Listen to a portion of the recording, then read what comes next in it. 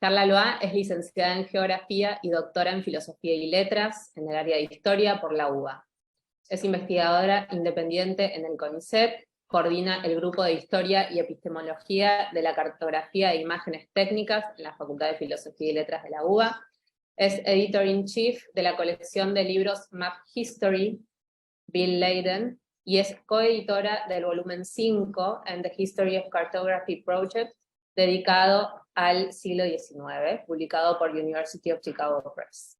Dictó el curso Mapas y Arte Contemporáneo y contribuyó en exposiciones en el CCK y en el Museo de Arte Contemporáneo de Santa Fe, entre otros en Argentina. Además, colabora con artistas plásticos que exploran cartografías. Con el apoyo de becas especializadas, ha realizado estancias de investigación postdoctoral en París, en Barcelona, en Londres, en Wisconsin, en Milwaukee, en Chicago, en Río de Janeiro y en Berlín, entre otros destinos. Entre sus libros se destacan Mapas para la Nación, episodios de la historia de la cartografía argentina, y Terra Incognitae, modos de pensar y cartografiar las geografías desconocidas, publicado por Eudeva. Bueno, Carla, ahora sí te cedo la palabra, y nuevamente muchísimas gracias por estar en este curso. No, muchísimas gracias a ustedes, gracias Rosario por la presentación. Para mí es un gusto compartir acá algunas de las reflexiones del trabajo del último tiempo y darle continuidad al proyecto que ustedes están poniendo en marcha. Quisiera, bueno, antes de arrancar, acordar algunas cuestiones prácticas de la organización de este encuentro.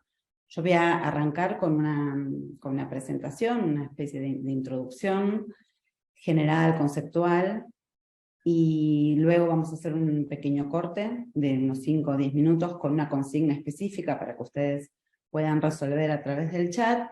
Retomamos en una segunda parte y hacia el final haríamos otra vez un espacio, calculemos, no sé, unos 20 minutos, después eso lo vamos ajustando, y para intercambiar y hacer un cierre colectivo, si les parece bien.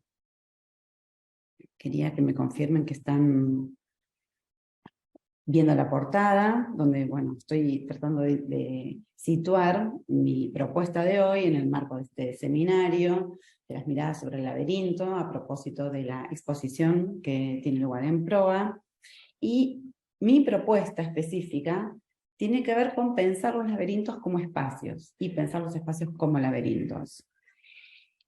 Aquí tengo que hacer una pequeña aclaración, una nota al pie, digamos, ¿no? Que es pensar el laberinto como una experiencia.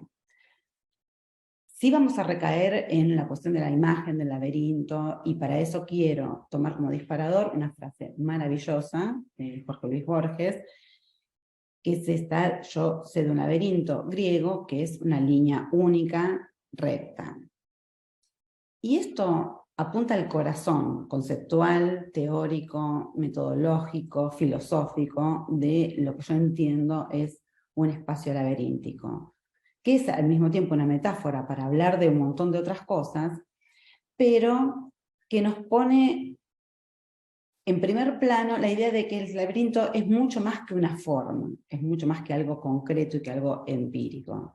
Aunque en mi presentación yo voy a tratar de ver cómo en lo empírico todos esos otros sentidos metafóricos también se materializan y van modelando cuestiones materiales y tangibles que ponen en relación el cuerpo de nosotros mismos como sujetos, en relación a un espacio. Sobre esta frase de Borges, quiero también traer dos cuestiones que acá las dicen con mucha contundencia y muy densamente, y que vale la pena que nos detengamos a desmenuzar un poco.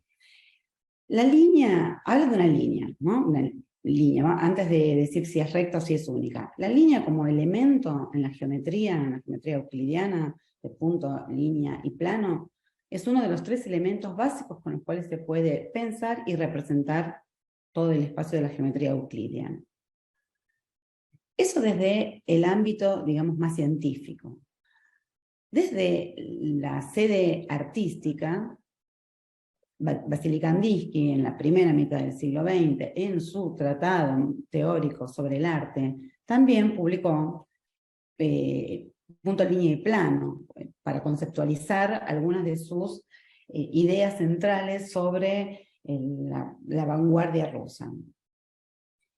Entre las cosas brillantes y maravillosas que Kandinsky desarrolla en ese tratado, hay una expresión que vale la pena mencionar acá porque va a estar atravesando e hilvanando mis comentarios. Él dice algo así como que la ubicación de los puntos en un plano, además de crear líneas, generan sonoridades visuales. Está mezclando dos sentidos, el sentido auditivo con el sentido visual. Y lo que hace el espacio laberíntico es precisamente mezclar los sentidos. Mezclar en algo que parece un caos, pero que tiene una lógica propia. Sobre las últimas dos partes de esta frase, los dos adjetivos que están calificando al sustantivo línea, es que es única y que es recta. Una línea recta en el espacio euclidiano es la distancia más corta entre dos puntos. Bueno, acá ya empieza el primer ruido, ¿no? Porque un laberinto, si hay algo que no es un recorrido corto y sencillo. Y tampoco es un sentido único. Aunque puede haber están los laberintos unilíneos, donde hay una sola dirección, no hay una sola vía. Y esa es la gracia, la empatía que generamos con el laberinto, que es la sensación de perderse, los múltiples rumbos. Entonces, ¿cuál es la densidad de esta? Fíjense en pocas palabras habla de un laberinto, de una línea que es única, recta, y le agrega nada más ni nada menos que la tradición griega, una tradición de la sabiduría de la cultura occidental.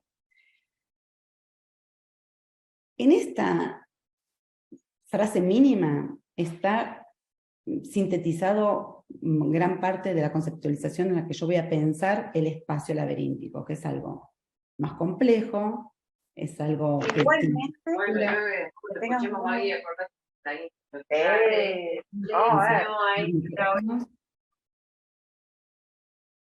Gracias. Bien, en esta frase que parece el antisentido del laberinto, en realidad podemos comenzar a pensar juntos por qué el laberinto es un topos en la cultura. Vamos a decir, la cultura milenaria y la cultura de todo el mundo, pero nos vamos a concentrar en la cultura occidental y en la cultura contemporánea. Pero fíjense que tanto desde la arquitectura, la filosofía, la estética, el paisajismo, el psicoanálisis, el laberinto aparece como un lugar común recurrente con ciertas propiedades, y esas propiedades están relacionadas con la pérdida, la desorientación, el miedo, la búsqueda de salidas, las opciones, la posibilidad de elegir o no. Desde el arte, también existen propuestas para repensar cómo estas sensaciones, a las que no se les puede poner palabras, también toman aspectos plásticos o aspectos morfológicos. Y nos vamos a detener principalmente en estos segundos, en aquellas estructuras que son instalaciones, que son objetos en 3 dimensiones, que tienen volumen, o también vamos a hacer alusión a algunas imágenes en 2D, pero que por las cualidades que tienen, las propiedades gráficas, evocan o sugieren densidades volumétricas. Para arrancar, quisiera que nos detengamos 2 segunditos a observar esta pieza que está exhibida en la sala de proa en el interior en este momento, hace 3 años estuvo en el espacio público. Y la idea de espacio público es un eje crucial para pensar este tipo de instalaciones y este tipo de propuestas laberínticas. El laberinto es, ante todo, algo que nos resulta común como seres humanos, seres psíquicos, dirían desde la perspectiva psicoanalítica. Hay una dimensión lúdica, una dimensión individual, en la que jugamos con nuestro propio interior y esa dialéctica entre el interior y el exterior. Esta pieza que vamos a analizar se llama Molinete en español, Whirligig, es del artista estadounidense Dan Graham, y se trata de un pequeño laberinto de espejos curvos, son vidrios acrílicos, donde se produce, la misma curvatura genera un efecto de distorsión óptica, hay una percepción entre el transeúnte que se mete dentro de la pieza y aquellos que quedan fuera, de casi una sensación de membrana que se puede percibir entre el interior y el exterior, con ciertos matices, ¿no? No es es traslúcido, pero en esa translucidez hay reflejos, hay distorsiones, hay superposiciones, porque hay varias capas de láminas de espejos. Y lo que vamos a ver es que existe ese efecto de algo difuso, de algo que no se sabe dónde empieza el afuera, dónde empieza el adentro y dónde termina uno y otro. También en la experiencia misma, en la experiencia del transitar, se convive con otros, se convive, se participa del mismo espacio, ya sea en contigüidad próxima, si estamos transitando exactamente por el mismo pasillo, o podemos ver al otro, del otro lado, que parece cerca, y está, en cierto sentido, está cerca, pero tampoco está accesible, y tampoco se lo puede tocar. Esto de ver y tocar, recuerdan lo que dije hace unos minutos nomás, la relación entre todos los sentidos que se ponen en acción en el momento de interactuar dentro de una experiencia laberíntica. Porque yo voy a hablar de espacios laberínticos, pero en clave de experiencia. Quiero que quede el énfasis puesto en que, ante todo, el laberinto es una experiencia. Aún así, quisiera mover el foco desde la experiencia psíquica a la experiencia física o sensorial, a la que se está transitando con el cuerpo, y no solamente como sujeto individual y con nuestros propios dilemas mentales, sino sobre todo en interacción con otros. Porque lo que tiene el espacio es que es habitable y cohabitable con otros sujetos, ya sea en grupos minúsculos, en grupos familiares, en grupos institucionales, e incluso podemos estar hablando a niveles de sociedad. Del adentro y el afuera y el carácter lúdico podemos sugerirlo como el efecto básico y el común denominador a casi todos los casos que yo voy a estar presentando acá. Pero me interesa que rescatemos esto, porque vamos a volver, la dimensión corporal, la escala de este tipo de laberintos.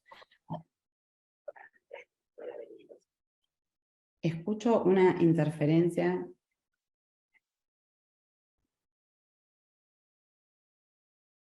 ¿Sí? Yo tampoco. No estamos pudiendo silenciar nosotros. No sé si, Carlos, vos desde UNED podés.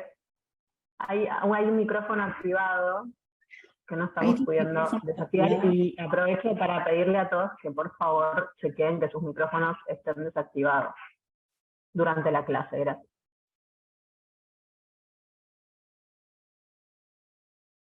Bueno, intentemos seguir un poco así. Bueno, retomando la obra de Graham. Tiene características de una escultura, características de una arquitectura, porque evoca un espacio arquitectónico, es una instalación que está pensada para ser transitada, para ser tocada, para ser experimentada, para jugar. No tiene duración, no tiene lógica, no tiene sentido. Hay esa suerte de ecos visuales, que acá los podemos ver como ese delay en la imagen, como si fuera una cámara lenta suspendida. Y esto del eco visual es una linda metáfora para hacer la conexión con los laberintos de espejos, que son, a su vez, digamos, los espacios laberínticos más conocidos o más disfrutados, más experimentados por el público lego en ámbitos de esparcimiento y de diversión, desde las exposiciones universales en el siglo XIX hasta los museos de ciencia de hoy en día, en el que nos intentan mezclar la cuestión de la divulgación científica, de la información sobre las teorías de reflexión y reflexión, con la posibilidad de experimentar qué es lo que pasa cuando se pone un objeto frente a un sistema articulado de placas espejadas que se reproduce de manera sin fin una imagen que se va distorsionando progresivamente. Y en efecto, la distorsión es uno de los elementos hipnóticos y atemorizantes de todo laberinto. Hay algo que se distorsiona, hay algo en un laberinto que pierde las referencias a las que estamos habituados para orientarnos en tiempo y en espacio. E incluyo lo del tiempo, porque el laberinto, si bien es un espacio que requiere del movimiento, porque al laberinto se entra para salir, en general, digamos, lo dejamos así suspendido, después lo retomamos. Pero ese movimiento, que es un movimiento permanente, se da en un espacio que no tiene referencias. Suele tener cierta monotonía visual, cromática, y trechos muy cortos en los que se pierde perspectiva del trayecto del itinerario a seguir y del itinerario ya recorrido. Por lo tanto, acá iba cuando decía que también hay una clave temporal en el laberinto, porque se suspende, no hay tiempo pasado, no se sabe dónde venimos y cuánto se pierde la noción del tiempo, cuánto se transcurrió para llegar a ese punto, de ese trecho específico en el que nos estamos situados, y todavía menos se sabe, o sea, todavía más incierto es saber cuánto necesitamos para conseguir salir, cuánto espacio, cuánto tiempo, cuánto esfuerzo. Todas esas incertidumbres hacen que el laberinto, como experiencia, la experiencia del transeúnte que se aventura a transitarlo, sea una experiencia en presente puro. Se anulan, se suspenden todas las otras variables temporales. Y eso, que dentro de un parque de diversiones puede ser muy entretenido, puede ser lúdico, porque sabemos que en última instancia alguien nos va a rescatar, como metáfora o como experiencia real, perderse, digamos, en un bosque, por ejemplo, es tremendamente aterradora, ¿no? Estas son las dos dimensiones que todo laberinto entraña cuando nos aventuramos a vivirlo en primera persona. Primera persona singular, primera persona del plural. Pero se trata de pensar que cuando hablamos de lugares laberínticos, estamos incluyéndonos en el lugar. No es un espacio que miramos desde afuera, no es una fotografía, no es un cuadro. Es algo que nos está interpelando de manera directa a tomar algún tipo de medida y de acción. Es un catalizador de emociones, que en el caso de los espejos, además, genera ese efecto hipnótico del caleidoscopio, ¿no? Esto es relativamente reciente, porque los espejos se pudieron fabricar a esta escala y a un precio relativamente asequible recién en el siglo XIX. Pensemos que la tradición de los espejos es milenaria. Vamos a ver algunos ejemplos. Pero es esta escala del laberinto de espejos en el que podemos participar. Tengamos en cuenta que además el espejo es un elemento frágil, es resistente, pero sobre todo frágil. Transformarlo en un objeto de juego en el que la propia desorientación lo vuelve todavía más frágil, porque existe el riesgo de que nos estrellemos contra un vidrio, confundiéndolo con un pasadizo. Que esto existiera requirió de una serie de innovaciones tecnológicas que se dieron solamente en la segunda mitad del siglo XIX. El primer laberinto de espejos fue desarrollado en Berlín y se patentó en Francia. O sea, estamos hablando de algo que tiene 100 y pocos de años, pero que así todo se popularizó de una manera tal que prácticamente todos los centros de diversiones incluyen uno de estos dispositivos. En el arte también se explotó esta dimensión de lo especular como sinónimo del laberinto. Y acá en este montaje de Yayoi Kusama, que está basado en los laberintos, en formas de montar los laberintos, podemos ver cómo se generan laberintos sin paredes o con paredes hechas por otros objetos.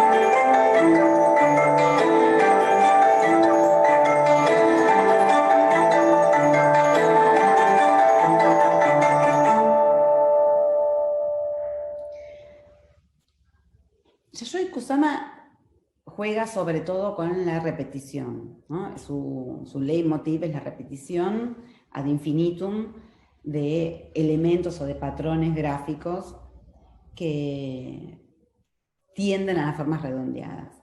Ahora, en este caso en particular, vemos que esa repetición se potencia con el uso de espejos, con un montaje arquitectónico de esos espejos, generando un predio donde esas repeticiones que ya están realizadas pierden, dejan de ser contables, ¿no? Que es parte de lo que ocurre dentro de un laberinto, tanto en términos de espacio como en términos de tiempo. El otro aspecto interesante de este tipo de experiencias es que el montaje de las obras está pensado para que el propio visitante tenga una vivencia en la que pueda tomar todas esas decisiones que son las que deberíamos tener que tomar en el caso de estar insertos en un espacio laberíntico del que no podemos estar seguros cómo salir. Esta idea de ir a jugar con algo que no necesariamente es un juego, que podría ser una dificultad, una complicación existencial, que es no encontrar la salida, puede volverse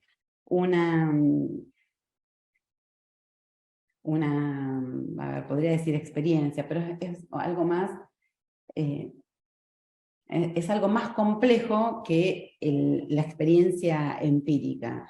Tenemos una parte que es el transitar, el situar el cuerpo en el espacio y el tomar conciencia de nuestro propio cuerpo, de las coordenadas, de los ejes en los que nos desplazamos, el volumen de nuestro cuerpo en relación con otro espacio, y las posibilidades de generar memoria sobre ese recorrido. Cuando un recorrido no tiene mojones, cuando no tiene referencias, cuando no tiene parámetros, cuando lo único que hay es la repetición de una imagen, ya sea de una imagen externa, en el caso de lo que acabamos de ver de Yayoi Kusama, objetos que ella misma diseña, o en el caso de un laberinto de espejos, imágenes de nosotros mismos.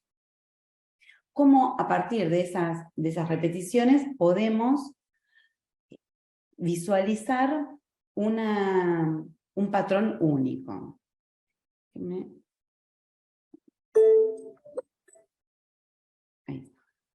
Bien. Esta idea de los laberintos de espejos también tiene una situación ridícula, ¿no? Una posibilidad de pensar que así como nos reímos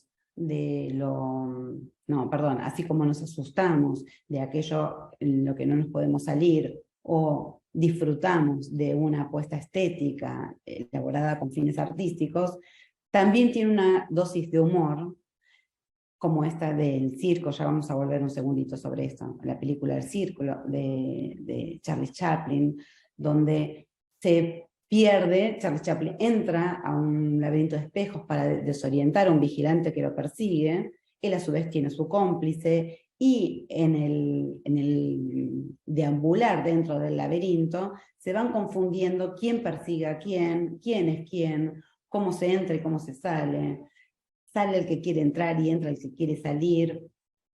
Y lo que aparece una vez más es la idea de confusión como eje que reúne todos estos tipos de vivencias positivas, negativas, ambiguas, sobre todo ambiguas, porque la marca del laberinto es la ambigüedad.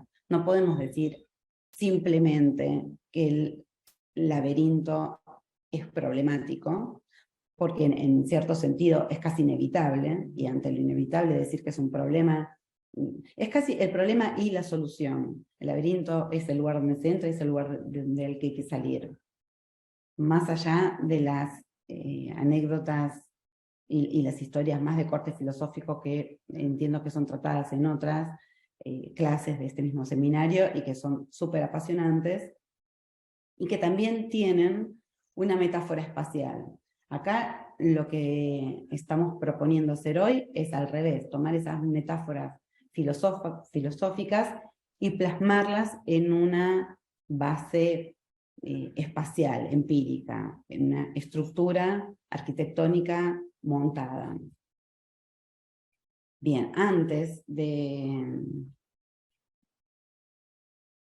detenernos en eso, vamos así a mostrar brevemente cómo el lado B, digamos, el lado oculto, cómo un laberinto puede volverse un lugar que parece de refugio, pero sobre todo resulta un lugar sin salida, donde la amenaza no está en el laberinto en sí, sino en la imposibilidad de salir. Tenemos un pequeño fragmento de la película It, Chapter 2.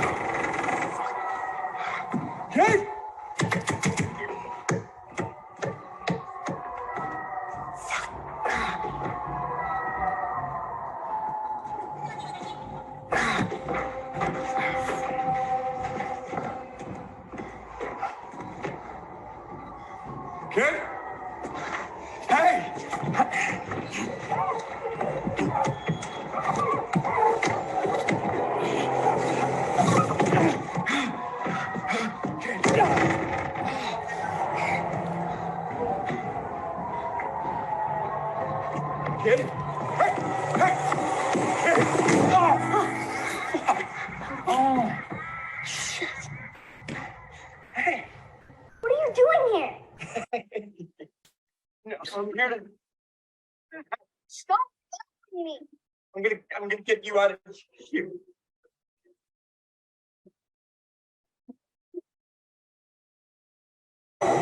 No. Please.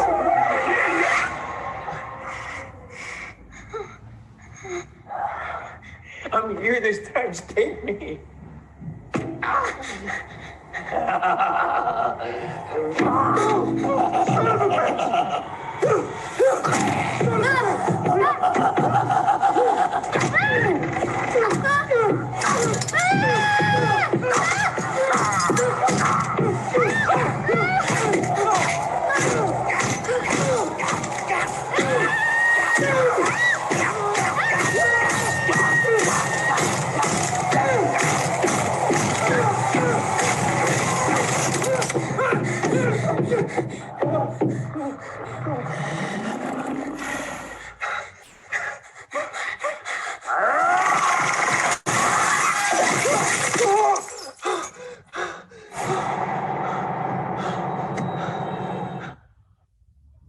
Bueno, evidentemente este es un ejemplo que está en las antípodas del de Yayoi Kusama.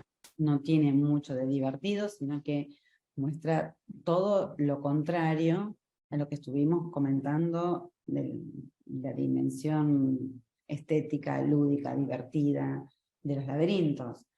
Aparece la idea de trampa, de un lugar del que no se puede escapar, en que aparentemente sí es posible, sobre todo porque se ve cómo entra, ¿no? El momento en el que el niño entra al laberinto parece ser el refugio de la amenaza que está afuera. Ahora, una vez adentro, esas paredes del laberinto pierden toda referencia. Incluso parecen hasta desplazarse, no están fijas. No solo el itinerario es lo que está fijo, sino que la estructura en sí es movible y termina aprisionando al padre que está buscando al niño. Y no son solamente espejos, hay como una mezcla de vidrios y de espejos. Entonces, por momentos ellos consiguen verse entre sí. Si recuerdan lo que veíamos al principio de del molinete de Graham, está esa idea de que se puede ver, de que uno tiene percepción sobre lo que hay del otro lado, pero que no se puede tocar. Y de hecho el hombre se intenta rescatar al niño y le resulta absolutamente imposible, y no solamente imposible, les genera una desesperación extraordinaria porque está casi a punto de poder salvarlo y sin embargo no puede. Y cuando aparece el payaso amenazante, sí parece tener la fuerza suficiente como para quebrar ese vidrio que el otro hombre no puede quebrar. Y otra vez la dualidad del vidrio o espejo como aquel material que es resistente y frágil al mismo tiempo, y que en determinadas situaciones se puede volver un refugio y en otras determinadas situaciones se puede volver una amenaza potencial por lo menos. Ahora, todas estas dualidades que tienen que ver con el funcionamiento de un laberinto en términos metafóricos, cuando hablamos de laberinto no solamente en arte, cuando hablamos en psicoanálisis, cuando hablamos en pintura, en literatura, en cine, todo esto está remitiendo a algunas formas básicas, ¿no? Algunas estructuras, algunos diseños, vamos a decir mejor, que son elementales. Y puse algunos ejemplos para que tengamos, al menos, antes de cerrar esta introducción, una idea de la variedad de tipos de laberintos que podemos encontrar. Algunos tienen que ver con los materiales, ¿no? Pueden ser de piedra, y la piedra puede ser a su vez tallada en el piso, puede ser un pequeño botón de piedra tallado, como la tabla de Pilos, que es uno de los más antiguos. puede ser mosaico, como el mosaico de Portugal, que estoy mostrando acá en primer plano, que es una composición de una estructura laberíntica, que normalmente se hace sobre el piso, también se puede hacer sobre la pared. También hay formas de laberintos que se labran sobre hierro, para usar, por ejemplo, en sellos, en monedas, por estas significaciones que tiene, ¿no? Porque puede remitir a mitologías que tienen un sentido dentro de determinadas sociedades. Entonces, la circulación de estos objetos es también la circulación de sentidos.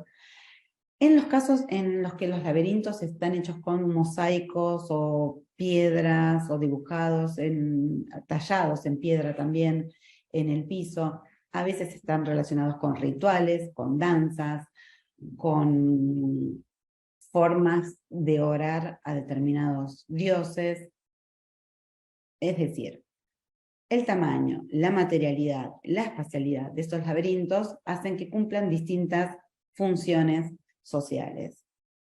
Acá estaba queriendo comparar a los que se hacen sobre la piedra y los que se hacen con piedras, como el que estoy mostrando acá de la isla de Suecia. Y a la derecha hay una imagen del interior de una iglesia en Francia que tiene una estructura laberíntica diseñada con mármol sobre el piso. Y no es que quiera insistir nuevamente en que el laberinto es la figura de estar perdido por antonomasia, pero fíjense la curiosidad que en la misma imagen, en el primer plano, se ve, un poco deteriorada por el paso, es un lugar de tránsito, una rosa de los vientos, que es, a su vez, el símbolo por excelencia de orientación de cualquier mapa. Entonces, ¿cómo conviven en un espacio como es una catedral, donde uno va a encontrarse a sí mismo, los creyentes, por lo menos, cómo conviven dentro de un espacio que tiene esas características espirituales, un laberinto que está simbolizando lo tortuoso de encontrarse, con una rosa de los vientos, que además es el icono y el instrumento, porque no es solamente un icono, es un instrumento útil para encontrar el norte, que en este contexto podría ser utilizado la idea de norte como idea de salida, para encontrar el rumbo. Bien, quiero cerrar con estas dos imágenes porque son las dos que nos llevan a pensar el laberinto en una escala corporal, en una escala 1 a 1, a diferencia de las que acabo de mostrar recién, donde podemos estar hablando de objetos que tienen el tamaño de algo que entra en la palma de una mano, pueden ser algo que está en una pared y que nos alejamos y nos acercamos sin interactuar necesariamente con ese laberinto, y pasamos a otro tipo de estructuras en las que el cuerpo, para percibir el laberinto, tiene que involucrarse de manera directa, tiene que participar y estar en contacto con eso para tener una sensación siempre parcial, difícilmente pueda tener una visión global, pero es la manera en la que el cuerpo finalmente vive y siente el laberinto en sí mismo. Con esto, bueno, uno de los elementos que vamos a desarrollar en esta segunda parte de los laberintos como estructura son los laberintos vegetales. Y este es el ejemplo con el que vamos a arrancar porque es el que está abordado también en la exposición de proa. Es el laberinto que existe en la ciudad de Mendoza, que está hecho en la estancia de Los Álamos, y ahora me voy a dedicar a comentarlo. Pero antes de avanzar, quisiera que hagamos un corte de unos 5 minutos y que ustedes en el chat pudieran intervenir con 1 a 3 palabras de qué es lo que a ustedes les evoca la idea de laberinto, o de espacio laberíntico más todavía, ¿no? Pero ideas sueltas, palabras que ustedes imaginen que podemos después combinar en una especie de patchwork y hacer una creación colectiva que pueda resumir las experiencias que tenemos nosotros. Si bien no podemos entrar en un laberinto, que podamos recrear la experiencia de este encuentro en clave laberíntica a partir de las sensaciones que cada uno de ustedes puede estar teniendo en este momento. Mientras dejamos abierto el chat, yo voy a dejar la escena de la película del círculo de Charles Chaplin, si les parece.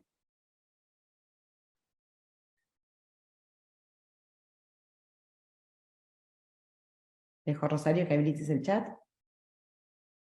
Ya está habilitado y está recargado, así que estamos recibiendo mensajes. Mientras continúan.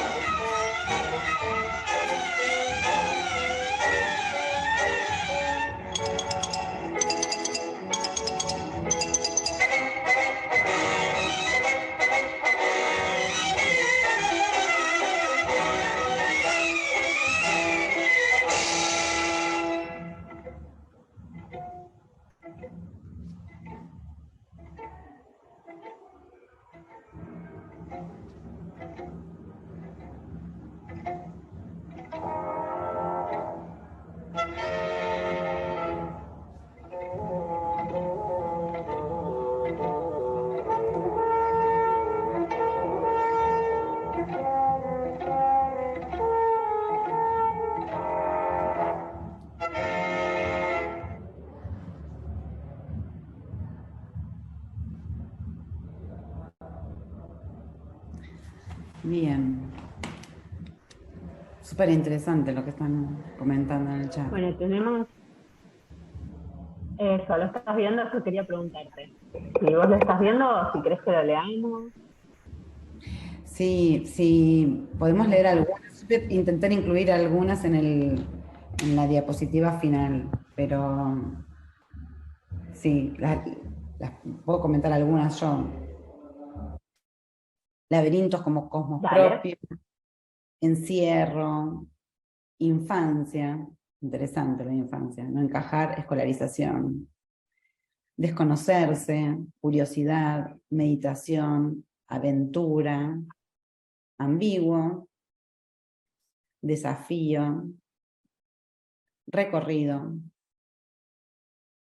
buscar, perderse, enigma, intuición. Esto es clave, porque en el laberinto sí, no hay mapa posible, no sirve ningún mapa dentro de un laberinto, precisamente porque no hay referencia, con lo cual lo de la intuición es crucial. Decisiones.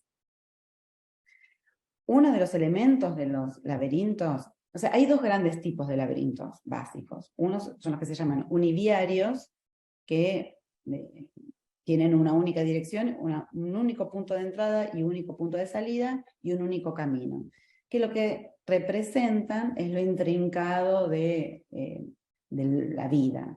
Ese es básicamente el significado nodal. Pero la mayor parte de los laberintos corresponden al segundo grupo, que son los multiviarios, los que tienen muchas opciones. Esas opciones pueden ser que llegan a vías muertas, que tienen un mismo punto de entrada y un mismo punto de salida, pero también pueden ser que se entra por un lado y se sale por otro, que tiene centro o que no tiene centro, que tiene centro pero no necesariamente el recorrido bueno precisa que el visitante lo transite. En otros modelos de laberintos hay bifurcadas, hay que tomar un camino u otro, y acá esta idea de la decisión que están comentando en el chat es crucial. En otros hay más de una opción, no solamente una bifurcada, y la intuición juega mucho. Acá hago un pequeño paréntesis para comentarles que cuenta la leyenda que existe una manera de escapar de todos los laberintos, y que es que al entrar hay que apoyar la mano derecha sobre la pared y nunca sacarla, nunca retirarla de ahí, y que no importa el modelo de laberinto de qué se trate, uno va a encontrar la salida. Aparentemente eso funcionó durante mucho tiempo, pero yo estoy encontrando críticas a ese método artesanal de encontrar una salida. Por otro lado, hay que decir que hay una rama enorme de los estudios de informática que están desarrollando algoritmos para cómo salir de laberintos. O sea, es un tema inmenso esto de querer salir. Así que todos estos comentarios que están poniendo en el chat sobre perderse, encontrar, decidir, salir, intuir, son los componentes que entran en juego para, que son más viscerales, que ahora les estoy comentando que también hay una rama de la ciencia dedicada a ofrecer respuestas para eso, pero que evidentemente el problema excede ampliamente aquello más básico, ¿no? También comentan, bueno, el trauma. Bueno, y el trauma es el trauma de perderse y no encontrarse, ¿no? Es angustiante. Por eso yo quise, bueno, trauma y esperanza. Pongamos estas dos palabras juntas para representar la dialéctica de esta situación. Mencioné brevemente que cuando estos laberintos de espejos están en un parque de diversiones, es una diversión porque el entorno mismo crea las condiciones necesarias para asegurarnos que no nos vamos a perder indefinidamente ahí, que alguien va a venir a rescatarnos. Sin contar que además son estructuras sencillas. Pero es como que jugamos sabiendo que no es un laberinto de verdad. Ahora, cuando hablan de trauma es porque ahí está resonando la metáfora más crucial, más central, que define la identidad de un laberinto, que es la incertidumbre total, la perplejidad total sobre la posibilidad real de salir de ahí. Bueno, si quieren, vamos a volver después porque hay cosas impresionantes. Rosario, si te interesa tomar nota de algunos para decir que a mí se me haya perdido, cuando cierro esta segunda parte de exposición, volvemos con eso también. ¿Te parece?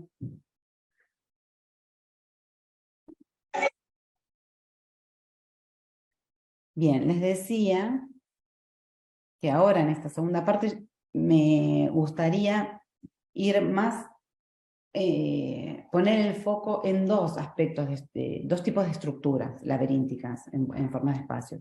Una son los jardines y otras son las escaleras. Elijo estas dos, primero porque son paradigmáticas, hay millones de casos de cada una de las dos, y además porque las dos tienen bellísimos exponentes en la muestra de proa, o sea que también tienen ahí la opción de ver en mayor detalle lo que yo voy a comentar de manera más genérica. En el caso de los laberintos, otra vez volvemos a Borges, que es evidentemente una referencia ineludible. En este caso, para hablar de dos jardines que se hicieron en honor a Borges. Pero que Borges también participó, de hecho la historia que explica la existencia de estos laberintos está directamente relacionada con una anécdota del propio Jorge Luis Borges, que conoció a... Él visitaba ahí las estancias de Los Álamos en Mendoza, y en ese momento había un británico, un arquitecto, Randall Coat, que conocía también estos predios, estas bodegas, estos viñedos, esta manera de cultivar, porque hay que decir que los laberintos vegetales se insertan en una tradición paisajística que tiene por lo menos 3 siglos en Europa, ¿no?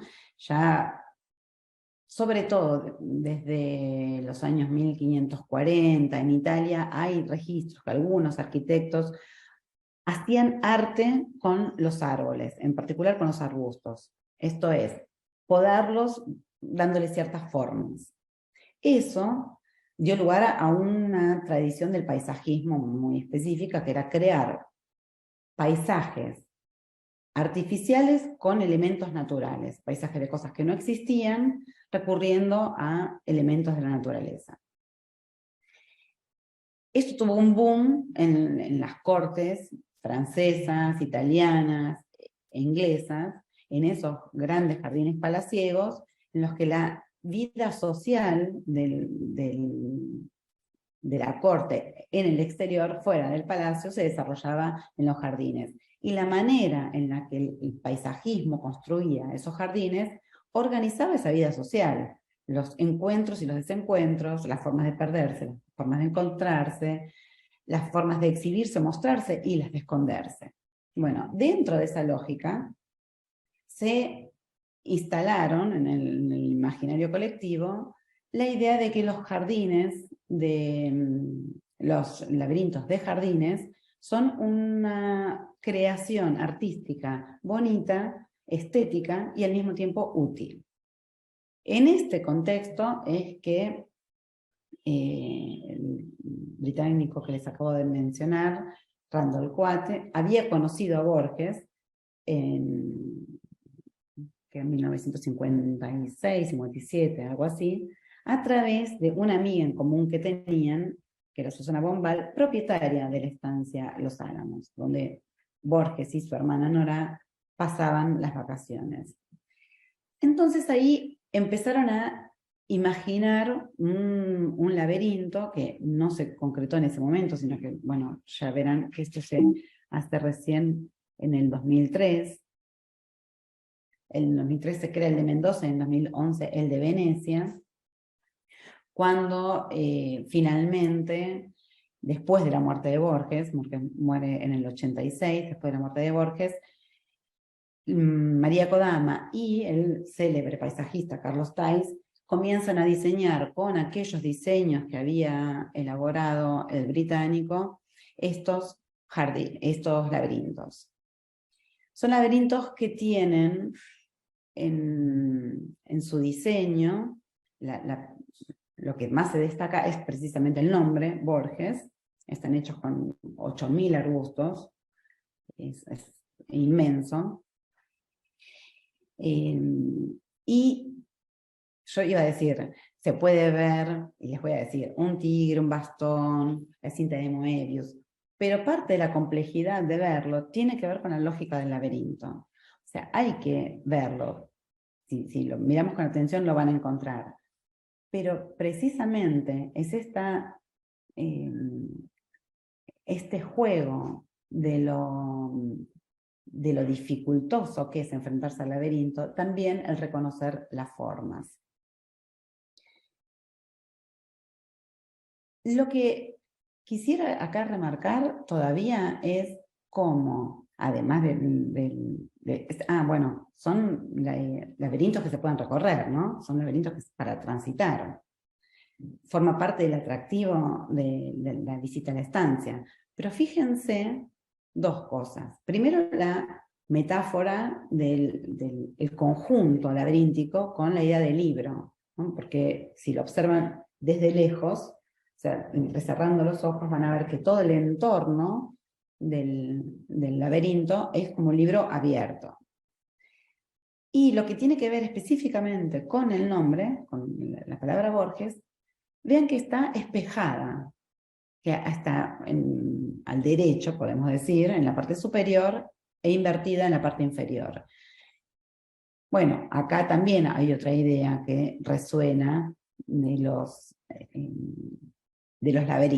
espejos. Cómo los espejos y los laberintos forman parte de este efecto de distracción que generan las estructuras y los elementos que componen un lugar en el que entramos deliberadamente para perdernos y para querer salir. El laberinto de Mendoza, de Borges, en tres perspectivas diferentes. Las tres las acabamos de ver. A la derecha, la visión cenital, que nos permite tener una imagen total, globalizante, de toda la estructura del laberinto, donde podemos rescatar, por ejemplo, los aspectos morfológicos, identificar las formas, las estructuras, poder determinar las proporciones, establecer aquellos recorridos, itinerarios posibles que se pueden visitar o no, e incluso podemos llegar a identificar las vías muertas, en lugares a los que no se puede salir. Pero si cambiamos la perspectiva y pasamos, por ejemplo, en la que se ve en la imagen acá a la izquierda, en la parte inferior, es una vista oblicua. Acá difícilmente podamos tener tanto detalle sobre las características o las propiedades del diseño, que es lo que nos cuenta la estructura del laberinto. Sí podemos tener una mirada global de la dimensión, de poder posicionarnos nosotros mismos, digamos, fíjense que esta es la torre, ¿no? La torre donde están los turistas parados arriba. Entonces pueden establecer una relación visual y corporal, de ver cuán grande es o no en relación a la posibilidad física de cada uno de nosotros de transitarlo, nos interpela. En esa perspectiva, en esa posición, estamos en condiciones de intuir cómo nos podríamos relacionar con esa estructura laberíntica. Y la imagen que vemos arriba a la izquierda es la más parecida a la que podemos tener si nos metemos dentro del laberinto. Si hacemos de este dispositivo vegetal una experiencia inmersiva. O sea, nos metemos ahí y no solamente no vamos a saber cuán grande es, por dónde se entra, por dónde se sale, sino que muchísimo menos vamos a estar en condiciones de identificar ninguna de estas propiedades estéticas y de diseño a las que me refería anteriormente, ¿no? A las imágenes que se pueden reconocer. El laberinto vegetal más grande que existe en la actualidad está en China, se inauguró en el 2017. La extensión del recorrido más largo posible llega a casi 10 kilómetros, tiene 9,5 kilómetros. Tiene una figura central, que es un ciervo. A ver si consiguen verlo. ¿Se ve mi cursor cuando yo lo desplazo por acá? Porque es un ciervo. Esta deberían ser esta es la cabeza, Acá estaría el cuerpo, las patas, y el resto vendría a ser una especie de bosque, ¿no? Acá este es el plano, el diseño sencillo, esto es una foto aérea, esto es el diseño simplificado. La idea es un bosque, un ciervo perdido en un bosque, ¿no? Conceptualmente, la idea de este laberinto, que a su vez es un parque de diversiones gigante que tiene un mirador, como el que acabamos de mostrar también, es un observatorio que está ubicado a 20 metros, del que no se puede tener una visión global, pero sí ofrece la posibilidad de intercambiar las perspectivas, pero es gigante, o sea, también tiene un hotel de 5 estrellas, con, no sé, 300 habitaciones, jardines, pistas de karting, ¿cómo se llama esto? También lugares donde se practica, no sé si arco y flecha o tiro al blanco, pero digamos, ese tipo de actividades. Y después otras que están más relacionadas a lo del laberinto. Hay actividades de búsqueda del tesoro, de recorridos, de recorridos de dejar a los Hansel y Gretel, de poder desandar el recorrido, de hacer un recorrido y el desafío de volver por el mismo. Bueno, en fin, este es el más largo, pero este es el más grande. Es un laberinto que está en Francia. Más grande en la superficie, porque son 22.000 metros cuadrados. Gigante. Y verán que ahí la escala corporal en estos visitantes que lo recorren. El camino más largo acá no llega a los 5 kilómetros, o sea, es grande en superficie, pero la linealidad, para volver a la idea de la línea de Borges del inicio del encuentro, no es la más larga posible. Lo que podemos percibir en esta imagen es que en muchos de estos laberintos vegetales se juega con la altura de los ligustros como estrategia de desorientación.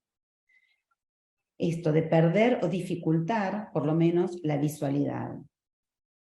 Que no necesariamente es la única manera de garantizar que los visitantes se pierdan, porque fíjense que si la ligustrina llegara hasta la altura de la cintura y uno puede percibir a los otros visitantes a lo lejos o a lo cerca, digamos, 2 metros, no necesariamente significa que eso le permita identificar cuál es la ruta a elegir para acercarse a esa otra persona que está viendo, ¿no? O sea, y es otra manera de conectarlo con la estructura de Graham, la estructura vidriada, que tiene esa cuestión engañosa, que vemos al otro, pero no podemos acceder.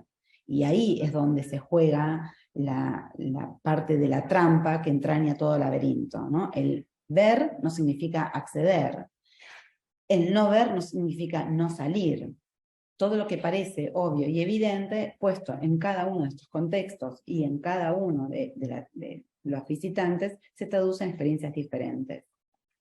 Es cierto que si estos ligustros, que es un laberinto vivo, no es cemento, además se vuelven, superan nuestra altura, se transforma en lo que se llaman espacios opresivos, se pierden las referencias de orientación, no hay indicación de dirección a seguir, y la percepción del espacio inmediato es completamente reducida. También parecida a la que mostramos en la película It, donde las paredes se angostan, la de los espejos. La pregunta es, ¿se angostan de verdad o es una de las percepciones, de las sensaciones que se perciben, valga la redundancia, en el momento de transitar este tipo de dispositivos en 3 dimensiones? Son preguntas abiertas, no son preguntas que yo vaya a responder ahora. Pero fíjense que en algunos casos la división entre un tramo y el otro, el ligustro, es 3, 4 o 5 veces más ancho que el trayecto para recorrer. Eso, si bien el que lo está recorriendo no lo ve, sí lo percibe fundamentalmente a través de la densidad del ligustro, porque o sea, se ve, es casi una pared infranqueable, y también la insonoridad, porque los sonidos dejan de escucharse. Recordarán, aquellos que tuvieron la experiencia de jugar en alguno de estos tipos de laberintos, de espejos, de árboles, que uno entra con alguien, cuando entra para jugar y no solamente para perderse, de tratar de orientarse por la voz, de llamarse mutuamente. Bueno, en este tipo de estructuras donde la pared vegetal es tan compacta, también se pierde el sentido auditivo como recurso de orientación. Antes de pasar a las escaleras, les quería comentar algo, que en el medio de la pandemia, en el 2020, en Estados Unidos se disparó la venta y por ende la compra de laberintos domésticos, para aquellas casas que tenían, los suburbios, que tenían jardines grandes, de distintos tipos de laberintos que se podían montar para instalar y jugar. Entonces, como que es raro, ¿no? Jugar en un laberinto, pero sí, hagamos el ejercicio de ponerlos en el contexto de la pandemia, que estamos ya encerrados adentro de una casa, ya estamos encerrados. Esto de salir a encerrarse, salir a perderse, formaba parte de invertir la lógica del laberinto, ¿no? Si el laberinto es un lugar donde uno queda encerrado, en el momento de la pandemia era un juego abierto que no tenía techo, porque bueno, al menos los que yo tuve oportunidad de consultar y de ver en internet, eran espacios que no tenían techos, eran láminas, tipo Durlock, que se podían montar con diferentes formatos para no aburrirse, para que no eran tan grandes, entonces para que no resultaran conocidos de memoria muy rápidamente, para que pudieran seguir siendo utilizados por niños y por adultos. Entonces, el laberinto sigue jugando también otros roles diferentes del de perderse en el sentido clásico. También a veces es una liberación, no necesariamente una manera de perderse en el sentido más negativo o más atemorizante del término. Quiero pasar al segundo tipo de estructuras que voy a comentar acá, que son las escaleras, como les anticipé.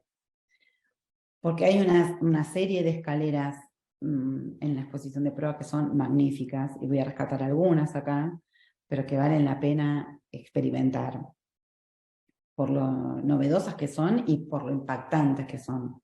Hablando de la escala 1 en 1. Estas son escaleras de una artista brasileña, de Regina Silveira, que están realizadas en vinílicos, que es la técnica que ellos utilizan en general, ¿no? Es un vinílico que se monta en parte en el piso y en parte en las paredes.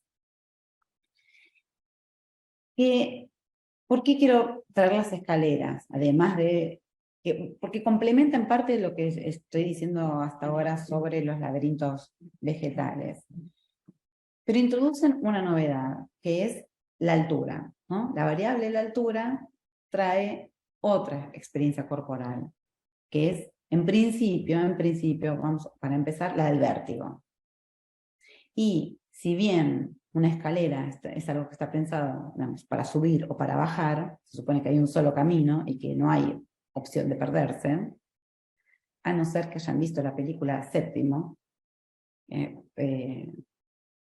Ahí tenemos también algo para comentar, la película Séptimo, donde trabaja Ricardo Darín, y tienen que subir y tienen que bajar una escalera de 7 pisos y ocurre lo que ocurre. No voy a spoilear la película, pero las escaleras en sí tienen esta dimensión de vértigo que en la obra que estamos mirando acá, Escalera Inexplicable, de Regina Silveira, podemos percibir que se genera otra vez la sensación del sinfín, parecido al laberinto de espejos, ¿no?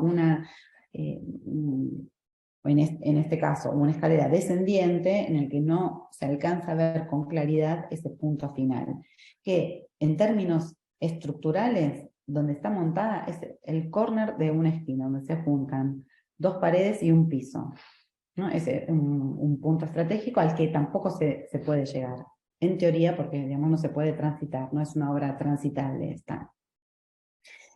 Pero en la obra de Silveira, juega con la misma sensación de desorientación o de pérdida del equilibrio, pérdida de equilibrio asociada al vértigo, donde en la ilusión abisal, que elegí una de las imágenes posibles, la ven acá a la derecha, el vinilo está ubicado sobre el piso, y lo que hace es replicar sobre el vinilo lo que se vería el frente, la fachada de un edificio, que está también montada en la pared, pero reproducida con una perspectiva óptica. Cuando uno se para sobre eso, o sea, pierde las referencias espaciales de la perspectiva albertiana con la que estamos acostumbrados a relacionarnos visualmente con el espacio que nos rodea. Ese es el primer símbolo de desorientación. El segundo es el que estamos experimentando nosotros, que es a través de una fotografía que está retratando la escena de la obra y la escena de otro sujeto que pone el cuerpo para darle 3 dimensiones a esa obra. Entonces, lo que vemos es que hay un laberinto que no necesariamente tiene paredes y que la escalera es inexplicable, porque lo inexplicable es también la estructura laberíntica. Hay otros 2 tipos de escaleras, por lo menos, que están en prueba, que me gustaría comentar, porque tienen puntos de resonancia con lo que estoy diciendo. Una es supongo que es gigante, es la de Edgardo Jiménez, creo que tiene unos 20 metros cuadrados, si no me equivoco, si no recuerdo mal, pero son 20 cuadrados que tienen fragmentos de estructuras que parecen laberintos o parecen muros de ladrillo con escaleras. En un primer momento pareciera que hubo una imagen original que fue fraccionada en cuadrados y que fue reacomodada, mal reacomodada, ¿no? Esa podría ser la primera percepción. Sin embargo, vemos que hay continuidades en algunas de las líneas, yo voy a marcar solo algunas, ¿no? Esta línea continúa, aunque no hay relación entre todos los elementos, entre una placa y la otra. Entonces vemos que hay ciertas líneas que continúan, por ejemplo en estas 2 es más claro todavía. Esta pared vertical de ladrillos tiene 1, 2, 3, 4 continuidades, pero esta otra escalera queda trunca acá. Entonces desconcierta. ¿Dónde empieza y dónde termina? O más genéricamente, ¿a dónde llevan estas escaleras? O peor todavía, ¿llevan a algún lado estas escaleras? ¿No? Hay una puesta en duda de la utilidad misma, de la naturaleza misma de la escalera, que es de permitir subir y bajar o ir de un lado a otro. Bueno, estas escaleras no sirven para nada de todo eso. Sirven para perdernos o para dejarnos a mitad de camino, para dejarnos perdidos en el medio de un laberinto. Porque fíjense que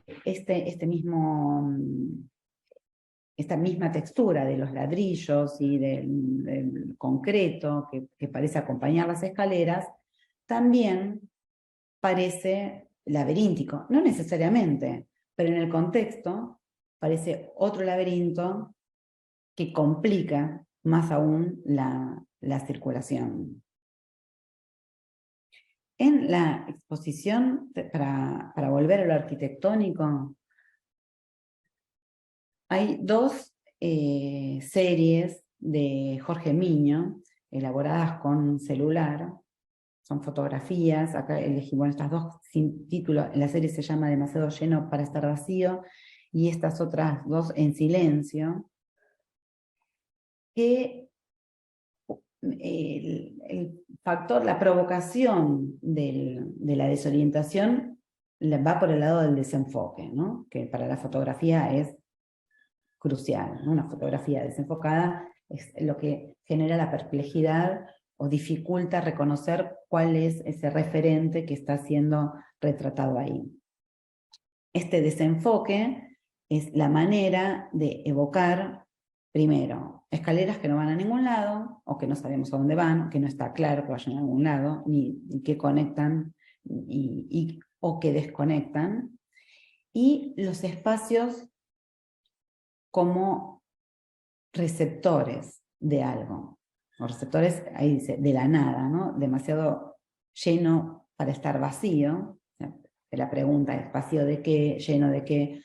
Todas preguntas existenciales que están relacionadas con la lógica de los laberintos, con estas preguntas existenciales de la naturaleza, de la psiquis humana, de no entender realmente el significado de la existencia. Lo de Miño nos vuelve otra vez a pensar en una estructura física, en una estructura arquitectónica, en un predio, porque eso es una fotografía. Entonces, ahí nos introduce la duda de, ¿es real esto? ¿Es lo real o es algo que estamos imaginando? Los laberintos se montan siempre, las reflexiones sobre los laberintos, se montan siempre a caballo entre lo real y lo onírico. Y aún dentro de lo onírico, entre la ensoñación y la pesadilla, ¿no? Está siempre coqueteando en esa ambigüedad. Y para recuperar esta cuestión de lo arquitectónico, quiero agregar un pequeño comentario de esta chica Esther, que probablemente muchos de ustedes la conocen, y que quisiera que veamos un espacio arquitectónico real que tiene esta lógica laberíntica.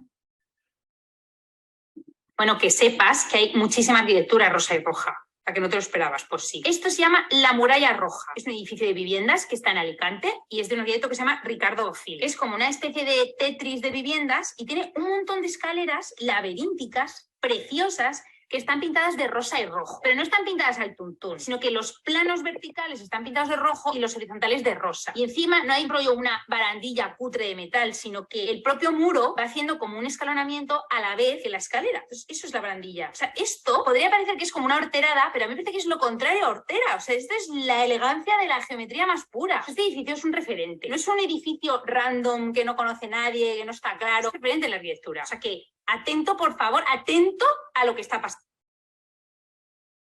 Bien. Bueno. Y ahora sí, para ir cerrando por lo menos esta parte expositiva, quería mostrar algunas imágenes de otro, Laberinto transitable, en proa, esta obra de Michelangelo Pistoletto, que está formada por rollos de cartón corrugado, ¿no? Que, bueno, obviamente el itinerario está muy difícil de visualizar, hay que ir descubriéndolo con el cuerpo, hay que se descubre en el propio transitar, pero fíjense cómo a su vez los muros, entre comillas, no son muros, son como micro laberintos. Esta textura del cartón corrugado, ya en primer lugar, la propia plancha del corrugado tiene una estructura símil laberíntica, pero ese cartón corrugado, armado de esa manera, creando las paredes del laberinto, no con una placa de cartón, sino con pliegues de ese cartón ya plegado, es como un laberinto del cuadrado, diría, o un metalaberinto. Hay muchos laberintos metidos en uno. Y son islas de laberintos, hay como, no sé, 4 creo que eran más o menos, más grandes y más pequeños, donde se puede entrar y salir de una isla laberíntica y entrar en otra, y circular entre todo este espacio que tiene como laberintos a diferentes escalas. Y en algunos de ellos van a ver que en el centro, cuando uno llega finalmente al centro, que vendría a ser la experiencia por antonomasia de haber conseguido resolver la encrucijada del laberinto, hay espejos en los que el visitante se puede ver a sí mismo. Lo que, bueno, obviamente que es un guiño al Narciso, ¿no? que se muere cuando se tira al lago enamoradísimo de su propio reflejo, pero también, sobre todo, me parece que lo valioso es pensar que en estos recorridos laberínticos, cuando uno finalmente logra sortear todas las dificultades, transitar en caminos que son idas y vueltas, son equivocaciones, aciertos, volver a empezar de cero, encontrar caminos que no eran lo que uno quería, no eran donde uno quería llegar, que finalmente existe esa posibilidad de arribar a estos espejos donde nos encontramos a nosotros mismos, que en el centro del laberinto estamos nosotros. Nosotros somos el laberinto, pero también somos nuestro propio centro. Con esto quiero cerrar la presentación, Rosario, si te parece, para dar lugar a un espacio más de intercambio de comentarios. Carla, muchas gracias. Gracias por la presentación, sobre todo por hacer algo tan visual, que me parece que siempre es bueno y anclado en obras, sobre todo de obras de la muestra de proa, que por supuesto están todos más que invitadas a acercarse, quienes no hayan podido ver la exhibición y quienes estén, por supuesto, en Buenos Aires. Dejamos entonces habilitado el chat para quienes quieran enviar preguntas y comentarios. Y también creo que puede ser un ejercicio interesante habilitar la posibilidad de que compartan, si es que han tenido alguna experiencia de transitar un laberinto en algún momento de sus vidas, apelando a estas sensaciones físicas que un poco Carla también recuperó y estas percepciones espaciales y corporales que Carla recuperó en su clase. Acá igual vos estás proponiendo, ¿no? Unas preguntas.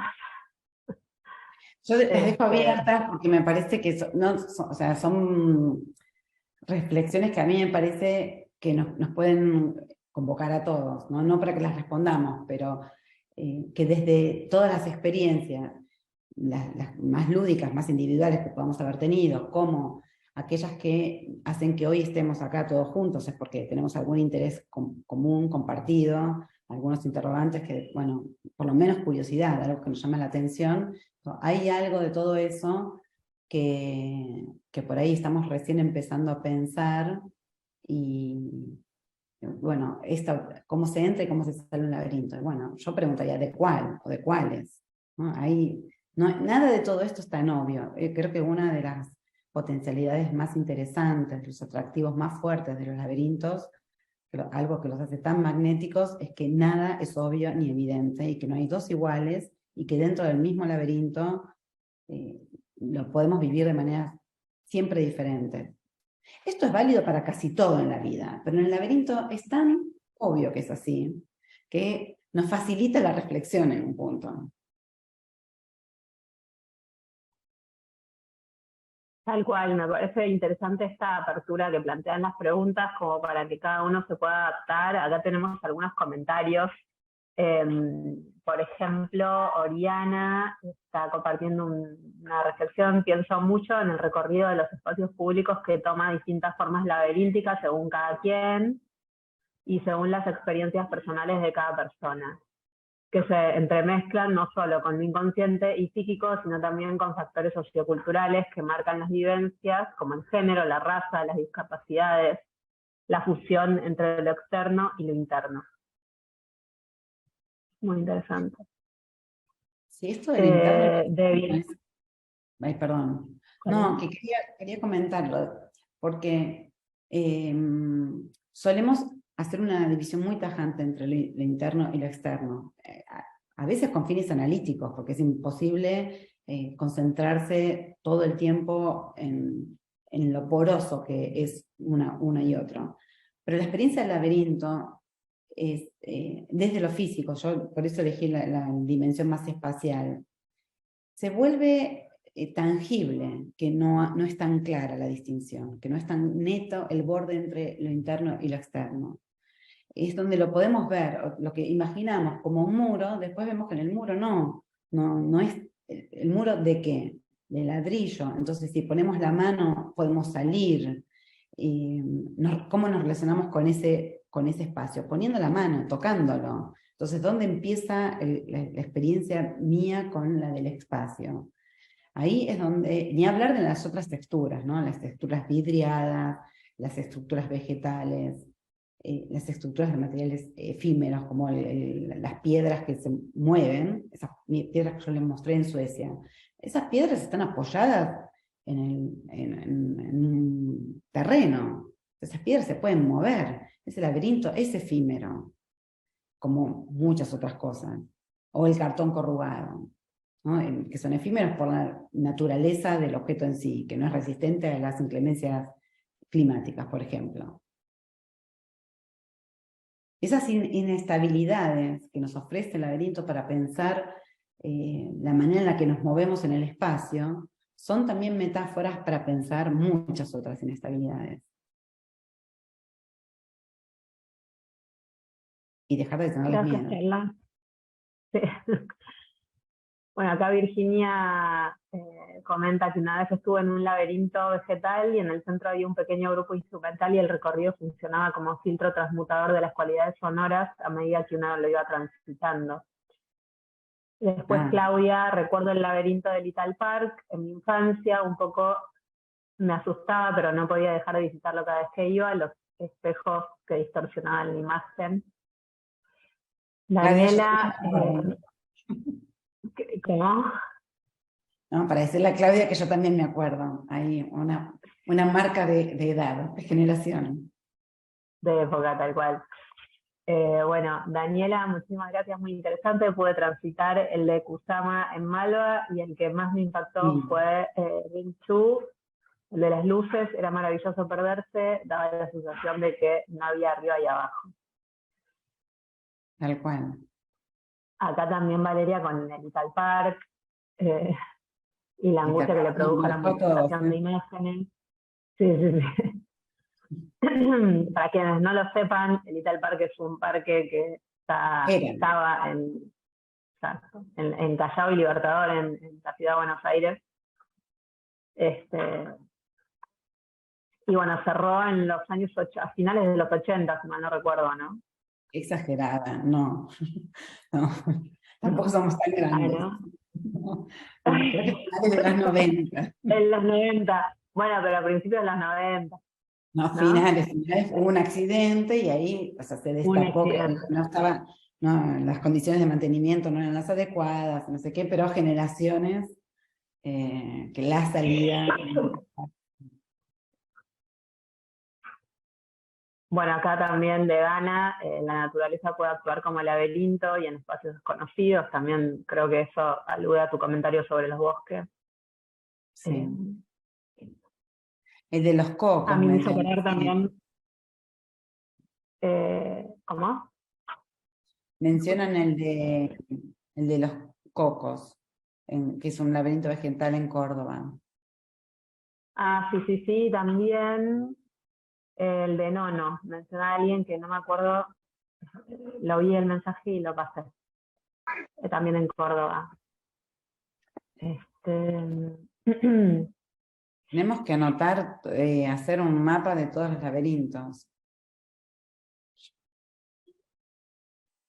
Yo que me dedico a hacer mapas, no hago mapas, a estudiar mapas, pero podría hacer un mapa con todos los laberintos que están mencionando. Carla, pues a mí me gustaría hacer un comentario, ya que dices eso justamente de los mapas, ¿no? Bueno, muchas gracias ante todo por tu intervención. Iba a hacerlo, pero me dio un botón y me salí de la reunión. He tenido que volver a entrar, que se ha convertido en un laberinto también para mí.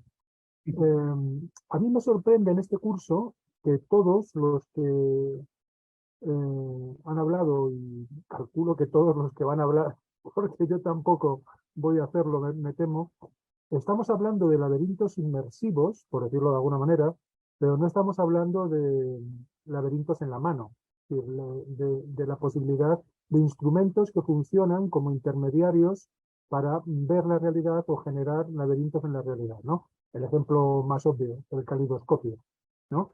Con un calidoscopio, es decir, de pronto cualquier realidad, cualquier parcela de la realidad se vuelve un laberinto ornamental, pero un laberinto, ¿no? Y el siglo XIX es especialista en esas pequeñas máquinas ópticas portátiles para generar laberintos continuamente. Laberintos calidoscópicos o laberintos relacionados con la imagen y con el abismo de la imagen en sí misma, ¿no? Es decir, son innumerables. Yo que soy muy amante de la cartografía y de los mapas, me pregunto si los mapas muchas veces no tienen esa función, ¿no? O una doble función, ser laberintos y a la vez instrucciones para salir del laberinto. Es decir, el ejemplo perfecto que para mí es como muy, en cierto modo, muy personal y muy, porque he escrito sobre ello y me interesa muchísimo, son las constelaciones en el cielo. Es decir, ¿podemos decir que hay laberinto cuando miramos al cielo? No. Lo que hay es una masa confusa de la que no entendemos nada. Pero cuando empezamos a hacer dibujos, y todas las civilizaciones han hecho dibujos en el cielo, han convertido los cielos en mapas, en territorios aéreos, en territorios suspendidos sobre nuestras cabezas, de pronto no solamente podemos empezar a volver a casa, guiarnos en el mar, etcétera, etcétera, sino que además generamos un laberinto. Es decir, hay figuras, hay recorridos, hay encrucijadas, hay dudas, hay posibilidad de recorrer eso ópticamente, ¿no? Yo tengo algunos mapas celestes preciosos y siempre me han fascinado, ¿no? Claro, y son como, tú lo pones y tienes ese mapa para ver el cielo estrellado, y realmente mediante ese intermedio, mediante ese laberinto portátil en la mano, cotejándolo con el cielo, tú estás generando laberintos en el cielo y a la vez tienes el hilo de Ariadna para salir de ellos, en cierto modo, ¿no? Es el hilo que te guía, ¿no? ¿Cómo verías tú esto de la propia cartografía o el propio mapa como laberinto? Bueno, yo tengo de formación profesional, una idea muy particular sobre los mapas, como los mapas son, para mí, espejos más que nada, ¿no? En mapas uno ve lo que uno está mirando, lo que uno quiere ver, las preguntas que uno se hace a sí mismo. En cierta manera todos los mapas son un laberinto, pero no porque nos perdamos, o sea, metafóricamente puede ser, ¿no? Sí, nos perdemos, suena poéticamente bien. No me quiero agarrar de los pelos con aquellos que se le están sacando, quemando las neuronas para hacer dispositivos de geolocalización y que podamos usar los mapas casi sin pensar, que son otro problema del que todavía no nos estamos ocupando lo suficiente. Porque sí, son dispositivos de orientación los mapas, así para decirlo de una manera sencilla, son dispositivos que procuran darnos las claves necesarias para tomar decisiones espaciales, establecer relaciones espaciales entre objetos o entre nosotros y el espacio. Ahora, si nosotros preasumimos que esas relaciones tienen que ser sencillas, simples y básicas, de un menú de opciones, en cuanto no cumplimos con eso, el mapa se nos vuelve un laberinto. Yo no quiero poner en el mismo nivel el laberinto a la desorientación por error de un dispositivo cartográfico, por ejemplo. No es que el mapa se vuelva un laberinto si no es útil o si no cumple las funciones que le estamos pidiendo. Por dos motivos. Primero, porque no todos los mapas cumplen todas las funciones, ni sirven para todo lo mismo. Y segundo, porque parece que perderse, cuando hablamos de cartografía, que perderse fuera algo que está mal. En cambio, cuando hablamos de laberintos, perderse es algo que forma parte de la vida. O sea, nosotros en la cabeza tenemos un laberinto, también, bueno, en la exposición en proa lo pueden ver, pero lo pueden buscar, lo pueden rastrear de otra manera, que la estructura del cerebro también tiene el aspecto de un laberinto. Entonces, es como que está bien que nosotros en nuestro propio cerebro nos perdamos, porque somos individuos complejos, que tenemos estructuras psíquicas insondables, como el perderse en ciertos campos de la cultura está positivamente valorado y en otros, el que vamos a meter la cartografía, es un error, algo que hay que solucionar, algo criticable. Lo que a mí me interesa es fusionar las dos cosas, que no podemos vivir perdidos por el mundo, porque no podríamos vivir en sociedad, porque establecer normas de convivencia incluye tener cierto norte, cierto rumbo, pensar en una dirección como grupo social. Y por otro lado, pensar que el recorrido que nos propone todo mapa nunca es lineal, nunca es esa se parece más a la línea de Borges con la que yo inicié la presentación, una línea única, recta, y que es un laberinto griego, pero que nunca es recta, ni corta, ni única. Y eso para mí está en la base de la reflexión sobre el mapa, que encuentro que viene muy atrasada respecto de las reflexiones sobre otros objetos culturales y sobre otras imágenes sobre el espacio, ¿no? Esta conexión entre el laberinto y el mapa parece que se agarrarán de los pelos, porque bueno, el laberinto está hecho para perderse y el mapa para encontrarse. Y yo lo dije muy al pasar y quedó ahí flotando, es decir, en un laberinto no sirve ningún mapa. Y yo pensaba, bueno, sí, si uno tiene un mapa de laberinto, en teoría sí sirve. La otra pregunta es, ¿ninguno de nosotros nos perdimos alguna vez con un mapa en la mano? O sea, no son cosas incompatibles. Entonces creo que los mapas son laberintos en sí mismos, como son las experiencias humanas, las experiencias culturales, sobre todo las que tienen que ver con pensarse el espacio. Hablo de mapas, no solo de mapas geográficos, ¿no? También hay mapas conceptuales, hay mapas de sitio para navegar el internet. La idea de mapa como metáfora se usa mucho, en general para ordenar. El mapa del ADN no es un mapa, pero es un gráfico que establece relaciones espaciales entre elementos y crea un nuevo espacio. Porque los mapas crean espacio, no es que representan algo que ya está en algún lado y lo vienen a poner en figurita. El mapa es una creación, no en el objeto nada más, sino en lo que nos creamos en la cabeza respecto de otro espacio.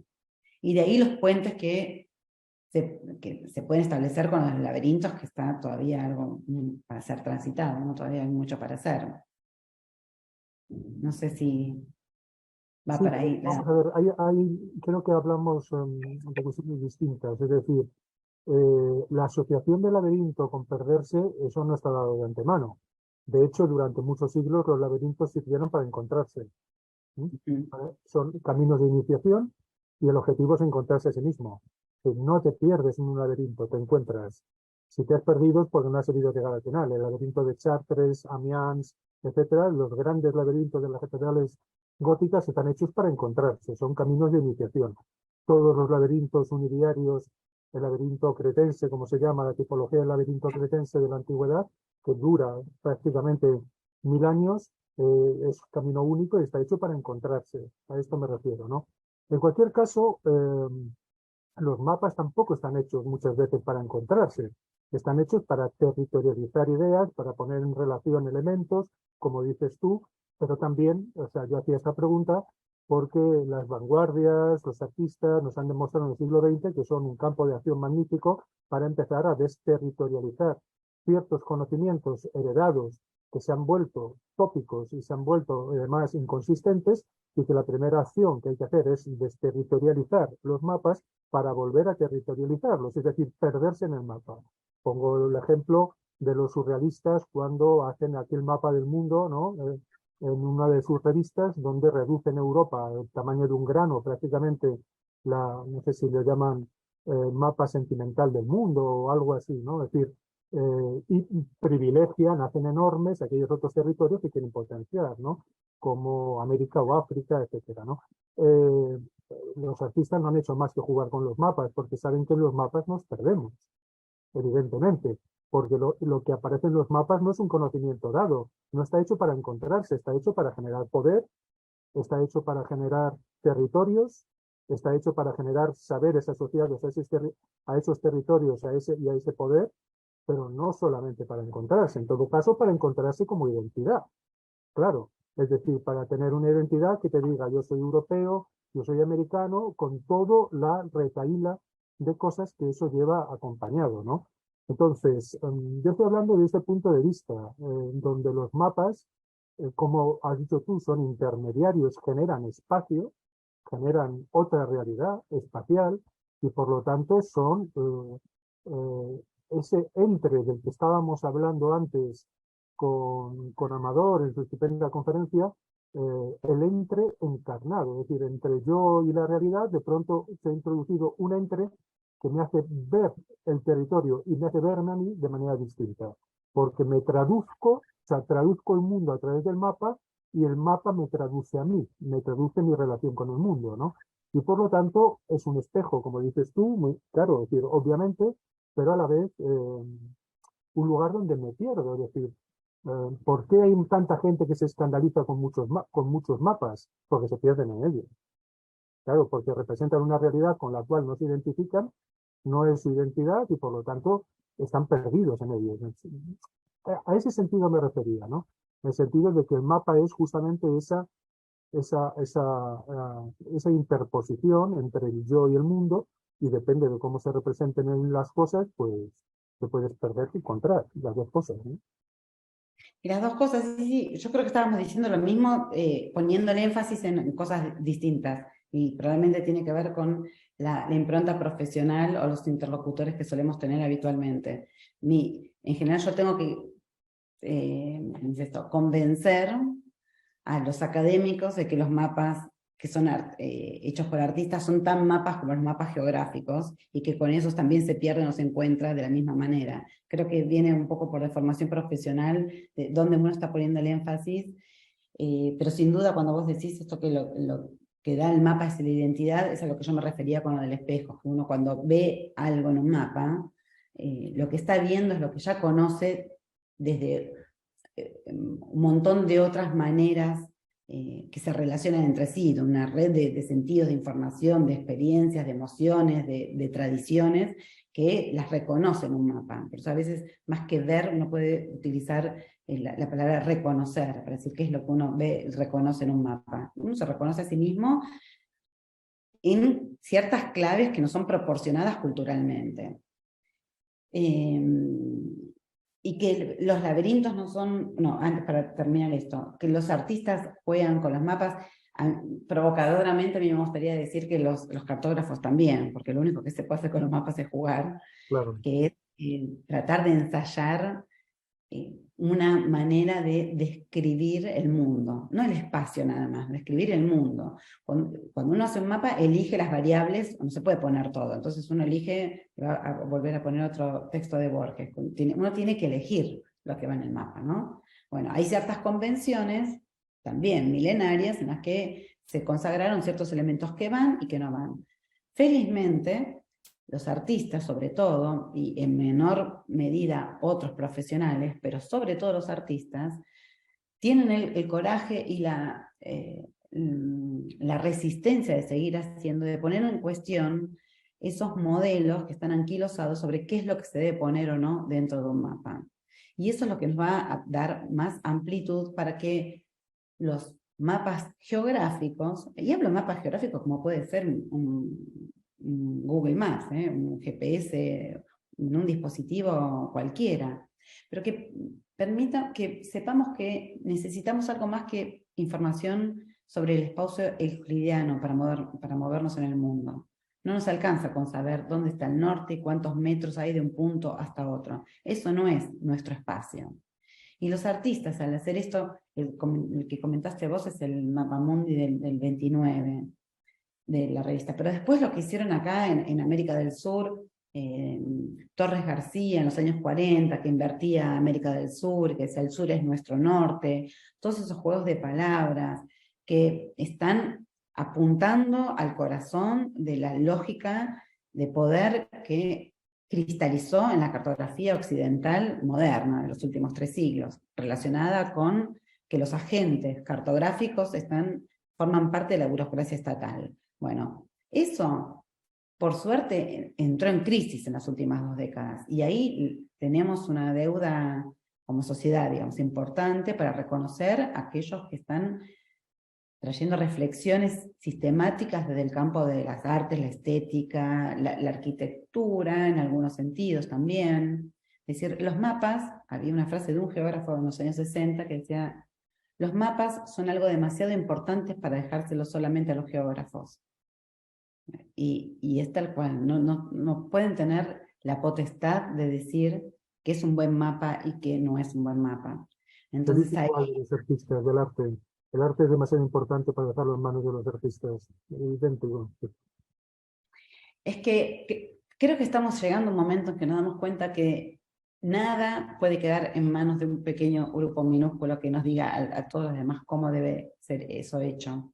Que todos tenemos una cantidad de información como para poder elegir a todos. Estoy generalizando, obviamente esto no es extensivo a todos, pero sí se tienen que acabar los cotos de propiedad intelectual de determinados rubros o terrenos disciplinares, ¿no? Y acá hay objetos como el espacio, el tiempo, el laberinto, el arte, la creación.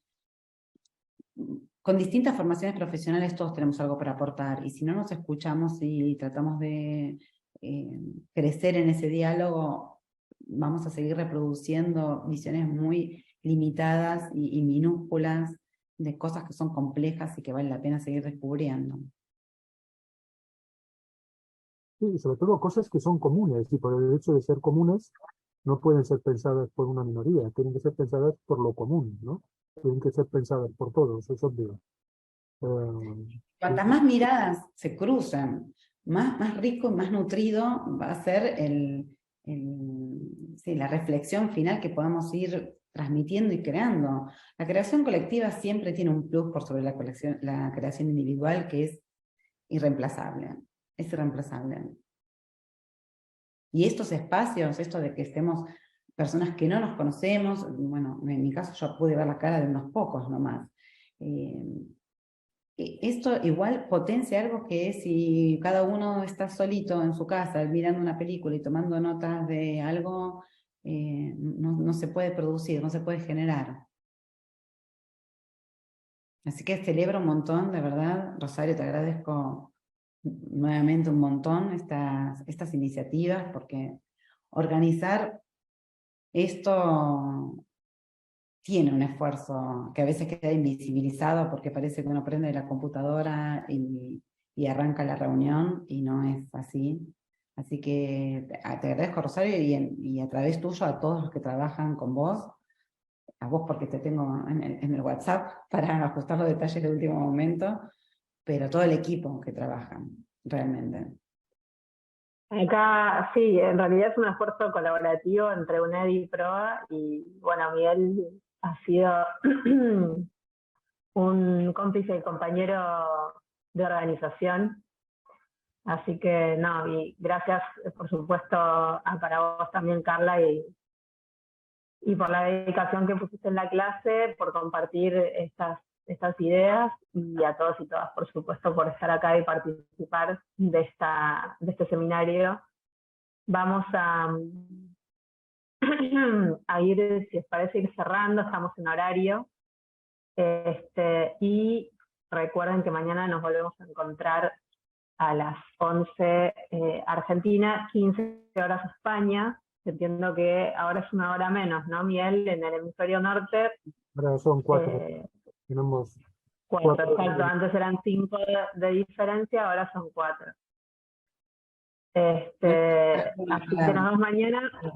Ahí tenemos el cierre, ¿no, Carla? Con algunas de las palabras. Algunas.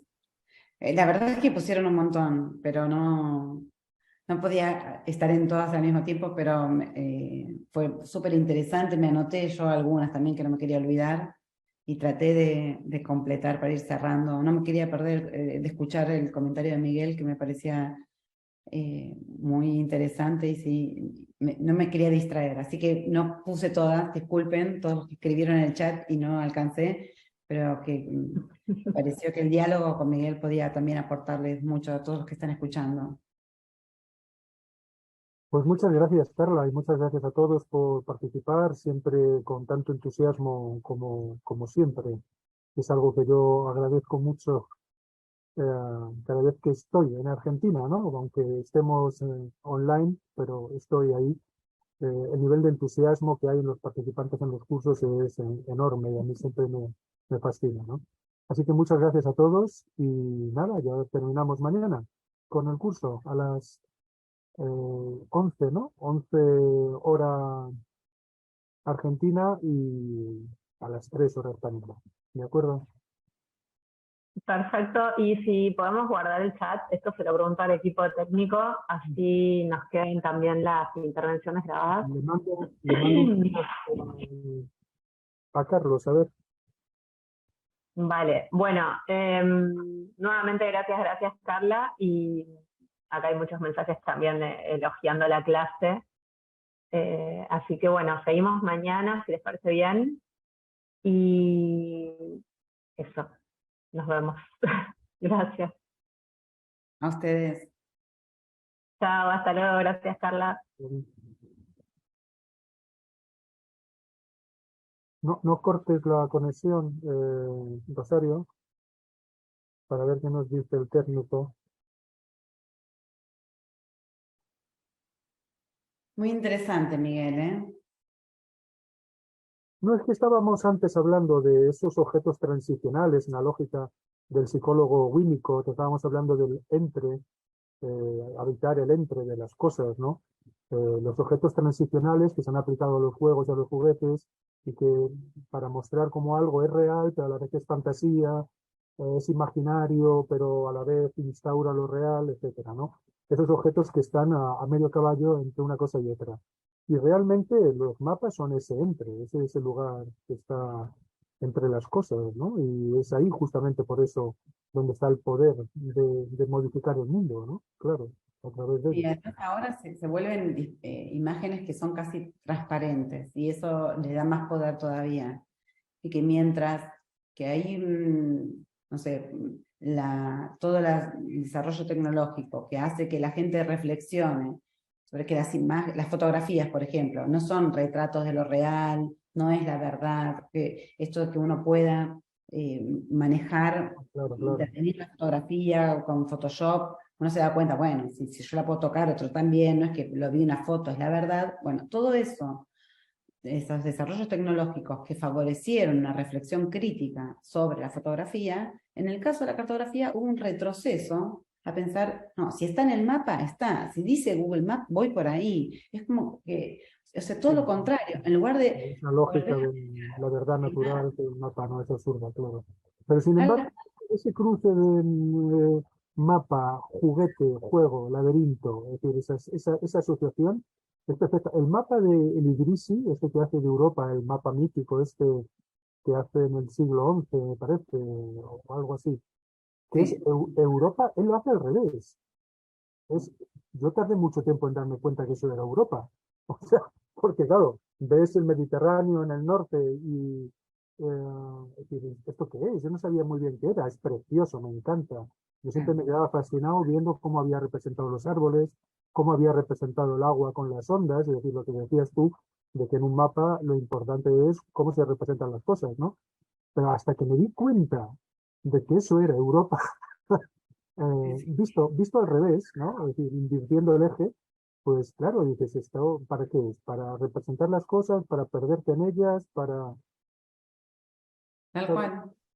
Bueno, a ver si seguimos en contacto y podemos seguir la conversación.